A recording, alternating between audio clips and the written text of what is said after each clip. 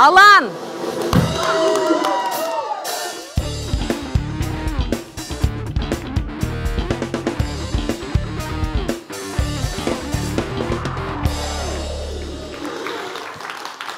Ерекше қуандың ба, Алан? Я, күттім ғой енді мен. Күттедің ба? Я, мына жерде басқаша екен. Басқаша ма? Наяқты басқаша. Үйрене бер.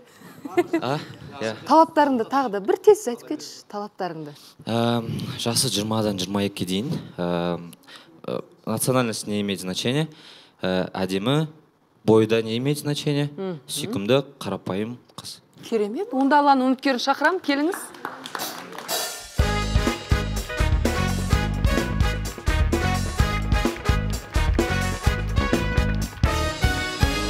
Қош келдіңіз.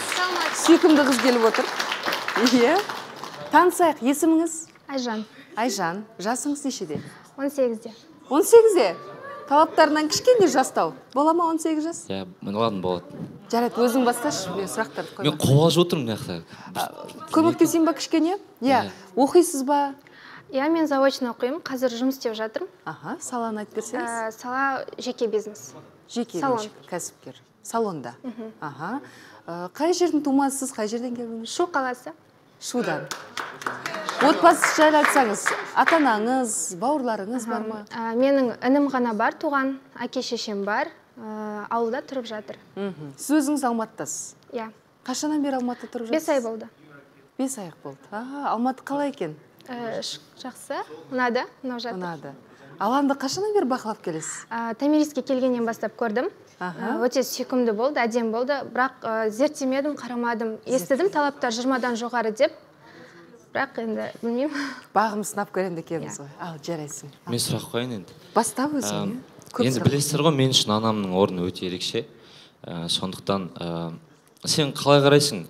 Мысалы, кейін үйленген кезде отбасы бөлек тұру керек па, ата-анадан немесе бірге тұру керек па? Неге бөлек тұру керек? Өйткені негізі бірге тұру керек. Баласы ол анасына қарау керек. Келіндің қызметін атқару керек. Керемет. Мен бөлек тұрғанды құптамаймын. Маған үлкендер бар үйде ұрыс болмайды деп есептеймін. Керемет, ақылын айтып жүреді дейсің ғой. Екінші сұрағым, менің қолымда, мойнында татуировка бар. Оған сіздің ата-анаңыз қалай қарайды? Ондай жігіттерге, адамдарға негіз. Ата-анам менің шешіміме ешқашан қарсы болмайды, мен өзім шешемін. Керемет. Жалпы біле ме Алан жайлы ата-анаңыз? Жоқ. Ертең біліп қойса қарсы болмайды ма? Жоқ. Қарсы болмайды. Сенімдісіз. Аланның бір пікірі бар еді, естісеңіз. Қызбен алғашқы кездесуге барған кезде счетты елу төлеу мүмкін деген. Соны айтайын деп отыр. Иә. Жоқ, ол жағын түсінемін, егер жетпей тұрса, әрине төлеуге қарсы емеспін. Жетпей тұрса төлемейді. Жетіп тұрса да төлемейсің ба, елуде елу болып? Жетпей тұрса дейсіз ба? Жетпей тұрса дейді, өзім төлеп жіберем дейді. Жоқ, кән жетеді ғой. Жоқ, мен негіз көбісі дұрыс түсінбей қалды. Дұрыстап түсіндіріп айтшы енді өзі. Иә, соны айтайыншы, күнде елуде елу, бір нәрсе болса саған тиіседі. Иә, Айза жаңа айтып кетті ғой маған тиісіп, типа, Алан сен енді заманауисың ғой деп. Соны айтып кетейін енді Айзаға. Елуде елу деген ол менің ойым. Просто айтқан, мысалы, қыз бен жігіт болса, кәдімгідей жұп болып жүрсе, онда төлейді, әрине еркек төлейді. Просто мен айтқым келгені, мысалы, сен мысалы каждый үміткер келген сайын бір күнде мысалы төлей бермейсің ғой, дұрыс па? Каждый раз. Ол жұп болған кезде төлейсің. Базара нет, реально. Сол үшін көп үміткер қабылдамаңыз. Вот мен соны айтқым келді да просто. Жарайды. Сұрақтар бітті ме, Алан? Сіз қандай стильде киінесіз? Әр қалай. Классиканда, спорт түрінде киімдерде кие беремін. Хоббиіңіз бар ма бір жақсы көретін? Мен 4 жасынан бастап биге қатыстым. Сосын 6-7 класстан бастап таэквондоға қатыстым. Өзіме соның бәрін айт. Аланда биші бізде. Әнші, орындаушы дейші. Мен де өлең айтқан ұнатам, бірақ особо ондай даусым жоқ. Кәсіби емес. Қатысушыларға береміз бала? Иә, қатысушылар етсін. Жарайды, Ақерке өзің баста. Қош келдіңіз, өте сүйкімді екенсіз. Жаңа Аланға сұрақ қойғым келеді. Алан, мәселен бір ер заматтар бар. кәдімгідей қоғамда бар кездеседі.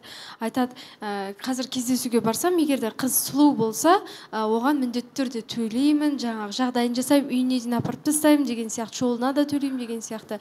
Ал айтады, егер де қыз онша болмаса, онда жаңағыдай 50-50 деген сияқты шынымен де сондай ойлар кездеседі да. И жаңа айтып жатсың, каждый үміткеріме төлеп жібере беремін ба деп, сонда сен көп үміткер күтіп отырғың келе ма? Нақты бір қыз келсе, соны ұстап қалып, соны барынша ашып, жаңа қызың өзі айтып отыр, егер жетпей қалса деп, мәселен, бұл қызға да ол әрекет жат сияқты. Сен ойың қалай, сондайғы бөлмейсің ба қыздарды, ұнап қалса төлеймін, ұнамаса төлемеймін деген сияқты сен? Әлде не мақсатпен төлемеймін деген бір шешім қабылдадың? Көрдің ба, абайлап сөйлеу керек. Жоқ, енді ол менің өзім жеке пікірім ғой. Мен өзім қалай ойласам да өзім білем ғой, дұрыс па? Дұрыс қой, сол не мақсатпен деймін да, не үшін сен төлегің келмейді? Мысалы, менің ойыма сонда ой келіп тұр. Бір ер азаматтар бар, қыз ұнаса ғана төлейді, ұнамаса төлемей қояды. Сенде де мүмкін ойыңда сондай бар шығар. Каждый үміткерге төлеймін ба деп отырсың мысалы. Енді қарасай, мысалы, білмеймін, енді каждый раз төлей бергенге де, мысалы, ақша құртқым келмейді ғой, дұрыс па?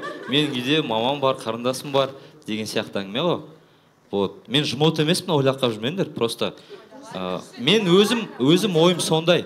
Өзім солай өскем, солай қабылдаймын, солай. Мен достарым арасында да солай. Сондықтан бұны жауып істейікші. Қолында микрофонды ауыстырайықшы. Қазір бір микрофон берсеңдер. Жоқ, қолыңды ұстай бер, бірақ басқа микрофон керек бізге. Иә, бере бер, иә. Рахмет.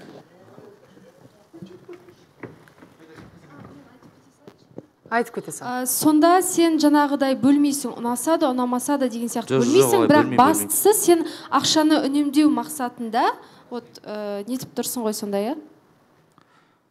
Иә, ол да бар негізі, иә. Жарайды, ақшадан басқа бір сұрақ бар ма? Әдемі сүйкімді қыз келіп отыр, бір қызықтырақ, бір таныстыққа көмек беретін бір күшті сұрақ қойыңдаршы, Мади. Сұрақты қоям қазір. Бірінші Алан жайлы айта кетейін деп едім. Аланды көбінесе заманауи дейді. Мен мысалы көріп жүрмін, алдында да бардық бір жерге кездесуге. Былай енді сөйлесіп бір-бірімізді біліп танысып жатырмыз ғой. Вообще заманауи емес. Білмеймін, мен маникюр, педикюр деген шығарып алған шығар өз ойында. Счетты төлегенде де 50-50 төлеген жоқ, кәдімгідей жаңағы отырған қызға төледі. Енді прям не болған жоқ та, енді ондай байқаған жоқпын. Енді бұның айтып отқан себебі ойлайтын шығар, танымайтын қызға төлей бергенше одан да барып қарындасыма, мамама алайын деген жақсы ниетпен айтқан сөзі шығар, мүмкін. Мүмкін. Сендер қандай қызбен кездесуге барып жүрсіңдер? Жоқ, алдында маған үміткер келді ғой, құрбысы келді ғой. Сол кезде ғой, соны ғана айтып тұрмын, басқа қыздар жоқ. Қош келдің. Біліп қойып жүрсем, аямаймын енді. Болды. Жанерке? Иә, айтып қой. Сұрақ қойын деймін. Сіз өте сүйкімді қыз екенсіз, өзіңізге тән стиліңіз бар екен. Абайлап сөйле, өзіңде қызың әдемі. Мен қызым әдемі, мына кісі сүйкімді екен деп отыр. Мен қызым әдемі, красавица. Сізге бір сұрағым бар. Аланның бір өзінің бір харизмасы бар. Көзінде ма, білмеймін енді, бір стилінде ма, бір харизмасы бар да, ерекшелік кәдімгідей. 10 адам қойып қойсаң, Алан екен көрініп тұрады. Сізде қандай ерекшелік бар Аланды баурай алатындай? Қалың бар. Қалың бар. Керемет. Өзім сүйкімді деп ойлаймын, білмеймін. Керемет. Жарасып тұр, өте әдемі жарасады. Жанерке?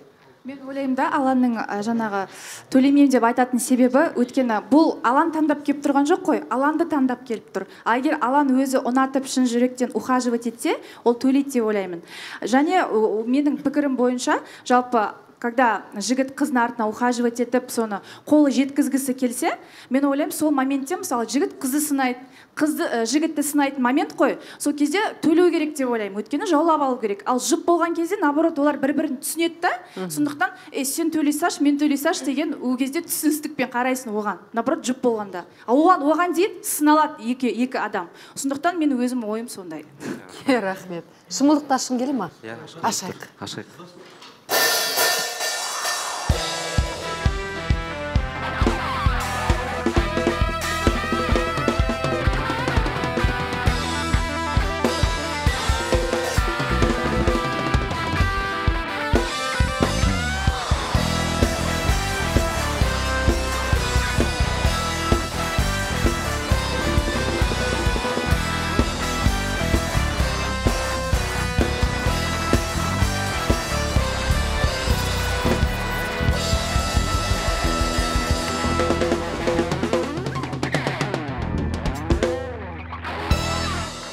Өте сүйкімді қыз келді, Алан, иә? Өзіңді ойыңды айтшы өзің. Мәз, иә. Алан мәз. Иә, әдемі қыз екен. Өте сүйкімді. Сондай. Иә? Сондай ма? Сөз ұмытып отырсың ба? Өте әдемі екенсіз. Рахмет. Сүйкімді екенсіз. Сол. Сосын әдемі екенсіз. Сосын әдемі екенсіз. Қалыңыз әдемі екен. Рахмет. Иә, прям менің вкусымда бәрі. Иә, қойы бер. Мысалы, мен айттым ғой, жаңағы өздерінің ойын, нақты бір несі бар, алдында мысалы қоятын мақсат. Иә. Мен ойлаймын да, мысалы, 20-дан 22 жасқа дейінгі қыздар білет та не керек екенші, уже ойлар тоқтаған, например. 18 жаста қыздар білмеймін сонда не керек екен? Білмеймін, әлі кішкентай сияқты. Айтсам болады? Иә, айтса болады. Мен 18-де болсам да өзімді өз жасынан үлкен деп санаймын. Өйткені қыздар ерте дамиды дейді ғой. Мен мысалға кішкентай кезінен бастап жұмыс істедім. Осының арқасында, осы қазіргі жетістігіме соның арқасына жеттім. 18 жасар қызбен, білмеймін енді, басқа қызды көрсем, 18 жасар, который мамасының, папасының қолында жүрген, мамасы мен папасының ақшасын шашып жүрген қыздарды көрсем, өзімді әлдеқайда үлкенірек сезінемін. Мен керісінше ата-анама көмектескен ұнайды. Керемет жауап. Семьяда қанша осында? Бір бауыры бар, екеу. Екеу, інім ғана бар. Арамыз 2 жас. Ата-анаңыз бәрі бар, иә? Иә, шүкір.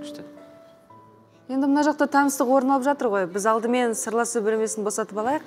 Тәмерис пен Бейбарыс қандай шешімге келді екен? Тәмерис, келіңіздер.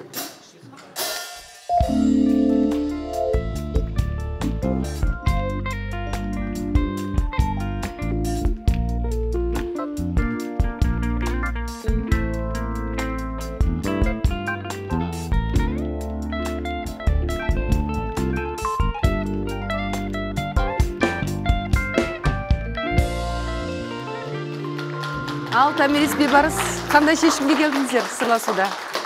Біз таныстықты жалғастырамыз. Керемет, сәтті болсын. Ал, шығарып салайық.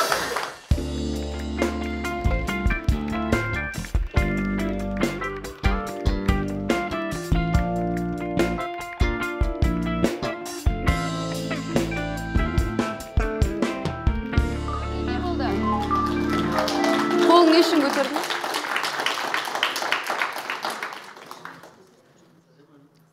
Ана микрофон істемейді, басқа микрофон. Нұрханның микрофонын алсаң?